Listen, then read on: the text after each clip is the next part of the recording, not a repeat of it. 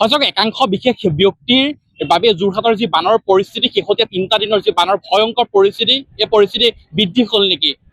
যোৰহাটৰ যিখন আচলতে প্ৰাণৰ নৈ, আহোম ৰজাই ইতিহাসৰ আচলতে গৌৰৱ, অহংকাৰ, যোৰহতীয়াৰ অহংকাৰ বুলি ক'ব পাৰোঁ। ভোগদৈ নৈ, দিছৈ নৈৰ পৰা যি অংশ খন্দুৱাই চহৰৰ মাজমজিয়ালৈ লৈ যোৱা হৈছিলে, এয়া আছিলে ভোগদৈ নৈ, যি আচলতে প্ৰতিজন যোৰহতীয়াৰ ৰাইজৰ বাবে অহংকাৰ আৰু গৌৰৱ। কিন্তু তাৰ পাছৰ পৰ্যায়ত একাংশ বিশেষ সম্প্ৰদায়ৰ বিশেষ ব্যক্তি আচলতে যোৰহাটত থিতাপি লৈছিলে। এই বিশেষ ব্যক্তিসকলে এই প্ৰাণৰ নৈখন, যিখন নৈৰ আচলতে বহন ক্ষমতা পানীৰ বহন ক্ষমতা আছিলে, কিন্তু এই নৈখনৰ বহন ক্ষমতা বহু হ্ৰাস পালে। মই প্ৰথমতে যোৰহাটৰ ভোগদৈৰ যি নৈ, সেই নৈৰ এটা পৰিৱেশ আপোনালোকক দেখাই ল'ব বিচাৰিছো সহযোগীৰ জৰিয়তে, আৰু পাৰৰ কিছু ঘৰ মই আপোনালোকক দেখাই ল'ব বিচাৰিছো। এই ঘৰসমূহ মথাউৰিৰ পৰা তলত আহি পিনি তেওঁলোকে আচলতে নিৰ্মাণ কৰিছে বা বনাইছে। একাংশ বিশেষ ব্যক্তি, যিসকল ব্যক্তিয়ে এইদৰে সমগ্ৰ এইটো মাত্ৰ এটা উদাহৰণ বা এইটো অঞ্চল এটা মাত্ৰ উদাহৰণ। এয়া যোৰহাটৰ ভোগদৈ যিখন নগৰলৈ যোৱা যি পকী দলঙৰ পাৰ, কিন্তু ভোগদৈৰ পাৰে পাৰে মথাউৰি প্ৰত্যেক অংশতে আপুনি যদি আপুনি নগৰ মাজমজিয়ালৈ যায়, একে পৰিৱেশে দেখা পাব। কিছু ব্যক্তিৰ এইদৰে মথাউৰি পাৰে মথাউৰিৰ সম্পূৰ্ণ ওপৰত তেওঁলোকে ঘৰসমূহ সাজিছে, যাৰ বাবে এই যি ভোগদৈ বহন ক্ষমতা দিনক দিনে কমি আহিছে। তেওঁলোকে নিত্য প্ৰয়োজনীয় সামগ্ৰী ব্যৱহাৰ কৰে আৰু এই নৈখনকে আচলতে পেলনীয়া জাবৰৰ এটা ডাষ্টবিন ৰূপে ব্যৱহাৰ কৰে। প্ৰশাসনক বাৰে বাৰে জনোৱা হয়, কিন্তু বিশেষ ব্যৱস্থা গ্ৰহণ নকৰাৰ বাবে ভোগদৈ, যোৰহাটৰ প্ৰাণ, যোৰহাটৰ গৌৰৱ, যোৰহাটৰ অহংকাৰ, এই নৈখনে বাৰে বাৰে যি নিজৰ বহন ক্ষমতা হেৰুৱাই আনিছে, যাৰ বাবে মথাউৰি ওপৰেদি পানী বাগৰি যোৱা বা মথাউৰি ছিগা আদি বিভিন্ন ধৰণৰ ঘটনা সংঘটিত হৈছে। আৰু এখন নৈ আছিলে যোৰহাটৰ প্ৰাণ বুলি ক'ব পাৰি, টুকুলাই নৈৰ ওপৰতো যি বহিৰাগত একাংশ ব্যক্তিৰ যি অবাধ বেদখল, এই বেদখলৰ বাবে এখন মৰা নৈলৈ বৰ্তমান পৰিণত হৈছে এই টুকুলাই নৈখন। আৰু ভোগদৈৰ যে খুব কম সময়ৰ ভিতৰতে যদি প্ৰশাসনে ব্যৱস্থা গ্ৰহণ নকৰে, এই বিশেষ সম্প্ৰদায়ৰ বিশেষ ব্যক্তিসকলৰ ওপৰত যদি ব্যৱস্থা গ্ৰহণ নকৰে, এই বিশেষ অঞ্চলসমূহৰ ওপৰত যদি উচ্ছেদ নকৰে, কিন্তু খুব কম সময়ৰ ভিতৰতে এই ভোগদৈখনো এখন মৰা নৈলে ৰূপান্তৰ হ'ব। এতিয়া প্ৰশ্ন হয়, যোৰহাটৰ যি গৌৰৱ, যোৰহাটৰ যি অহংকাৰ বুলি আমি ক'ব পাৰো, এই নৈখনক আচলতে কোনে, কাৰ সাহসত এইসকল ব্যক্তিয়ে এইদৰে সুবিধা পাইছে? এই নৈখনৰ তিনে পাৰতে আপোনালোকক মই ইতিমধ্যে সহযোগী ইতিমধ্যে সমগ্ৰ পৰিৱেশটো দেখালে। এয়া মাত্ৰ এটা উদাহৰণ।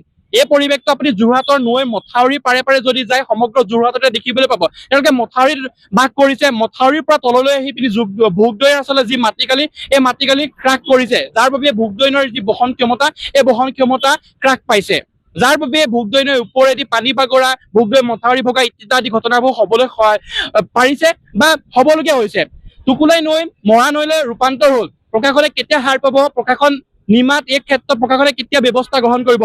নহলে কম সময়ৰ ভিতৰতে টুকুলাইক যিদৰে একাংশ বহিৰাগত বিশেষ সম্প্ৰদায়ৰ ব্যক্তিয়ে দখল কৰি শেষ মৰা নৈলৈ ৰূপান্তৰ কৰিলে, সেই একেদৰে যোৰহাটৰ প্ৰাণ, যোৰহাটৰ অহংকাৰ, যোৰহাটৰ গৌৰৱ, এই ভোগদৈ নৈখনকো কিন্তু কম সময়ৰ ভিতৰত যদি প্ৰশাসনে উচিত ব্যৱস্থা নকৰে, এইদৰে তেওঁলোকে দখল কৰি পিনি শেষ কৰিব। আৰু ভোগদৈ নৈৰ পানী বহাৰ মূলতে এই যিসমূহ বেদখল আছে, এই বেদখলসমূহৰ কিন্তু অন্যতম এটা প্ৰধান কাৰণ। এই ক্ষেত্ৰত পৌৰসভাই হওক বা যোৰহাট জিলা প্ৰশাসনে হওক, সময় থাকোতে উচিত সময়ত কিন্তু ব্যৱস্থা লোৱাৰ প্ৰয়োজনীয়তা আছে।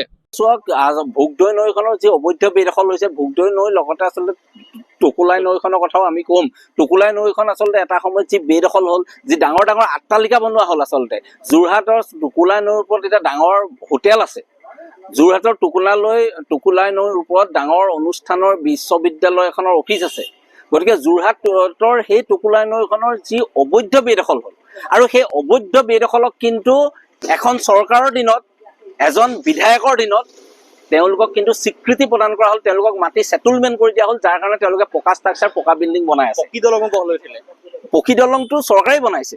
আৰু বণিক গোষ্ঠীক আচলতে চৰকাৰী মাটি কোনজনে পায়? যি ভূমিহীন হলে মাটি পায়। কিন্তু যোৰহাটৰ কেইবাজনো বিদগ্ধ ব্যৱসায়ী, অনা অসমীয়া ব্যৱসায়ী কিন্তু তাত ডাঙৰ আট্টালিকা সদৃশ এখন হোটেল বনালে, ডাঙৰ এখন বিশ্ববিদ্যালয়ৰ এটা কাৰ্যালয় বনালে। টুকুলাইখন এনেকৈ বেদখলটো দখললৈ ৰূপান্তৰ হ'ল। এসময়ত তেওঁলোকে বেদখল কৰিছিলে, কিন্তু স্বীকৃতি দি তেওঁলোকক দখল দি দিয়া হ'ল।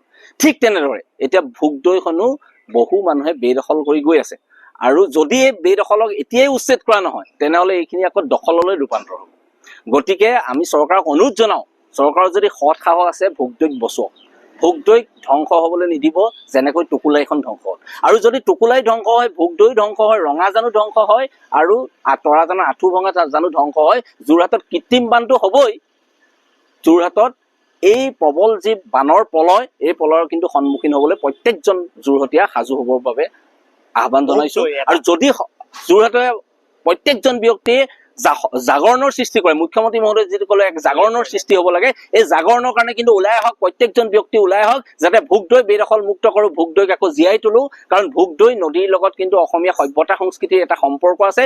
ভোগদৈ লৈ আমাৰ যিহেতু ভোগ দি আহোম স্বৰ্গদেউৰ দিনত ভোগ দি এই নৈখনক অনা হৈছিল বাবেই ভোগ দি এই নৈখনক এইফালে যোৰহাটৰ মাজে এইকাৰণেই বোৱাই নিয়া হৈছিল। ইয়াৰ লগত কিন্তু সাংস্কৃতিক সম্পৰ্ক আছে, ইয়াৰ লগত কৃষি অৰ্থনীতিৰ সম্পৰ্ক আছে। গতিকে এই নৈখনক ধ্বংস হ'বলৈ নিদিব। দেখিবলৈ পালো দখল কৰিলে, আপুনি ইতিমধ্যে উল্লেখ কৰিলে পৌৰসভা প্ৰশাসন ৰৈ থাকে নেকি? কোনোবাই আচলতে বেদখল কৰি যেতিয়া দখলীকৃত কৰিব, তাৰ পাছত তেওঁলোকে পৌৰসভা বা প্ৰশাসন বা বন সম্পদৰ যিসকল মন্ত্ৰী বা যোৰহাটৰ ইমান বিষয়াগুম আছে, প্ৰভুত্ব আচলতে খিলঞ্জীয়া প্ৰভুত্বৰ কথা কৈ থকা দেখিবলৈ পোৱা যায়, তেওঁলোকে আচলতে দখল খোৱা বা বেদখল খোৱাৰ পাছতহে সাৰ পায় নেকি?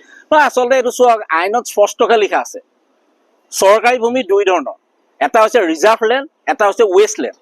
ৰিজাৰ্ভ লেণ্ড যদি কোনোবাই দখল কৰে তেনেহ'লে কোনো নটিচ নিদিয়াকে চৰকাৰে উচ্ছেদ কৰিব পাৰে। আৰু ভোগদৈখন ৱেষ্ট লেণ্ড নহয়, ভোগদৈখন ৰিজাৰ্ভ লেণ্ড। গতিকে ৰিজাৰ্ভ লেণ্ড যদি কোনোবাই বেদখল কৰে, কোনোবাই দখল কৰে, উইদাউট নটিচ চৰকাৰে তেওঁলোকক উচ্ছেদ কৰাৰ অধিকাৰ আছে। Assam land and revenue regulation 1886ত তেওঁলোকৰ প্ৰভিজন আছে, তেওঁলোকক উচ্ছেদ কৰিব পাৰে। কাৰণ তেওঁলোকে ৰিজাৰ্ভ লেণ্ড দখল কৰিছে, টুকুলাই দখল কৰিছে, ভোগদৈ দখল কৰিছে। কিন্তু চৰকাৰ বৰ্ড অফ ৰেভিনিউ মিটিঙত আচলতে টুকুলাই মাটি কি কাৰণে আচলতে অনা অসমীয়া ব্যৱসায়িক দিয়া হ'ল সেই উত্তৰ যোৰহাটীয়ে জানিব বিচাৰিছে। যোৰহাটৰ সেই চৰকাৰী ভূমি ৰিজাৰ্ভ লেণ্ডৰ ভূমি কিন্তু দিয়া হৈছে যোৰহাটৰ বণিক গোষ্ঠীক। মই এনেই কোৱা নাই, মোৰ ওচৰত RTI তথ্য আছে। গতিকে এই তথ্যৰ ভিত্তিত কৈছো, যোৰহাটৰ এজন বিধায়ক, এই বিধায়কজনৰ শাসনকালত তেওঁৰ বিধায়ক হৈ থকা অৱস্থাত যোৰহাটৰ টুকুলাই নৈ মাটি কিন্তু অনা অসমীয়াক ছেটেলমেণ্ট কৰি দিয়া হৈছিল। গতিকে ৰিজাৰ্ভ লেণ্ড কোনোবাই দখল কৰিব, ৱেষ্ট লেণ্ড দখল কৰিব, এনেকৈ যদি চৰকাৰী ভূমি মানুহে দখল কৰি আচলতে প্ৰাকৃতিক যি নৈ জলাশয় এইসোপা যদি ধ্বংস কৰিবলৈ হয়, তেতিয়াহ'লে যোৰহাটত কৃত্ৰিম বান হ'বই। আৰু সেইটো কাৰণেই চাগে যোৰহাটৰ বিধায়কজন কৃত্ৰিম বানৰ সময়ত যোৰহাটৰ পৰা আঁতৰি আছে। সময়ৰ খবৰ সময়ত পাবলৈ ফ'ল' কৰক টাইম অফ আছাম।